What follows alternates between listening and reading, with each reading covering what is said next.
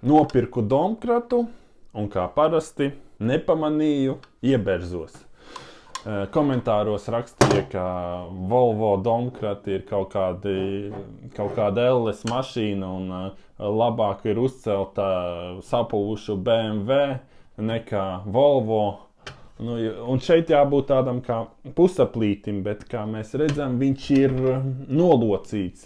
Nu jā, ja neskaita piegādes izdevumus, maksāja viņš 8 eiro, kas priekš domkrata laikam ir nekas. Nu jā, ierakstiet komentāros, ko man viņu vienkārši atlocīt, vai pirkt jaunu domkratu, vai ir prātīgi viņu uzkarsēt, vai atlocīt bez karsēšanas. Kārtējo reizi nepamanīju un ieberzos. Neko darīt, dzīve tāda. Jā, daudz karsēt arī nevar, jo šī plasmasas, kas te buksīta vai kas tur tāds sāks kust, ja šo galiņu sākšu karsēt.